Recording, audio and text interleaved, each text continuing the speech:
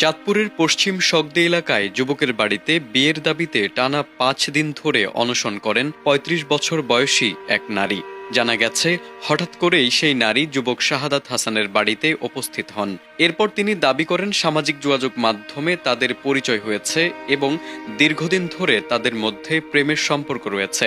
সেই সূত্র ধরেই তিনি বিয়ের দাবি নিয়ে ওই বাড়িতে অবস্থান নেন।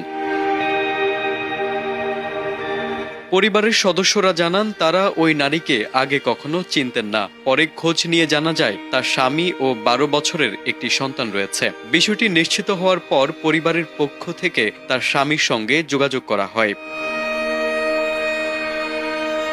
ওই নারীর স্বামী মুঠোফোনে জানান, তার স্ত্রী অতীতে সামাজিক যোগাযোগ মাধ্যম ব্যবহার করে বিভিন্ন জায়গায় প্রতারণার সঙ্গে জড়িত ছিলেন।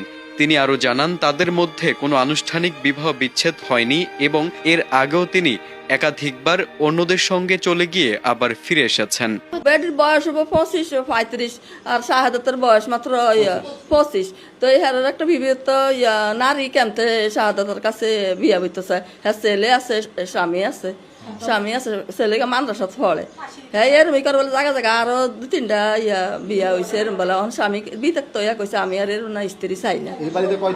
এই গলত ফাঁসি দেয়, এই শাহাদাতের কথা না করলে গলত ফাঁসি দিই মুই বিষ খামু এর ভয় দেয় করে। ভয় দেয় এ হুদাহুদি কাদ্দারে ফোন দেয়, ভাইয়া আমার মাছে হুদো দিয়ে অভিনয় করে। ওনার হাজব্যান্ডও কথা বলছে, উনি এরকম প্রতারক জায়গায় জায়গায় জায়গায় জায়গায় বিভিন্ন জায়গায় এরকম আরো ৩-৪ জায়গায় এরকম গেছে। উনি যায় আনছে। এখন আর ওনার পারবো না, ওর যে অবস্থা হয় যেদিকে ওই মারা গেল ওরা আর খোঁজ খবর নিব না। আমার খালামুনি সে ফাঁসি দিতে গেছে, তাকে ধরতে গেছে, আর ওনার মিথ্যা অনেক কিছু বলছে যে তার ওনা ছিঁড়ে ফেলছে, এগুলো সব উনি মিথ্যাটা বলছে। উনি পুলিশের কাছে বলতেছে যে ওনাকে নাকি মারছে, কিন্তু ওনাকে কোনো মারা হয়নি। সে আসছে হচ্ছে গিয়ে আমার মামার সাথে বিয়ে করার জন্য। অন্যদিকে অনশনরত নারী তাসলিমা তানিয়া দাবি করেন, ৩ বছর আগে শাহাদাতের সঙ্গে তার প্রেমের সম্পর্ক গড়ে ওঠে। তিনি জানান, বিয়ের আশ্বাস দিয়ে তাকে চাঁদপুরে আনা হলেও পরে তাকে আর খুঁজে পাওয়া যায়নি। বর্তমান স্বামীর সঙ্গে আনুষ্ঠানিক বিচ্ছেদ না হলেও তিনি শাহাদাতকে বিয়ে করতে চান বলেও জানিয়েছেন। বিয়ের প্রলোভ দেখে বাসায় আনছে, আমাকে বল শাহাদাত আমাকে বলছে বিয়ে করবে, আমার সাথে শারীরিক সম্পর্ক করছে, আমার কাছ থেকে ১৫ লাখ টাকা নিচ্ছে, নিয়ে ওর মায়ের চিকিৎসা করছে, নিজে খরচ বহন করছে, আর ওর যত যাবতীয় খরচ আমি নিজে বহন করছি।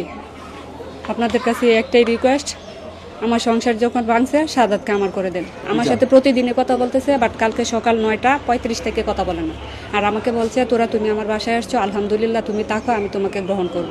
তুমি আমার বাবা মার সামনে বেয়াদবি করবো না, পর্দা করে চলো, আমি তোমাকে রাখবো। এদিকে শাহাদাতের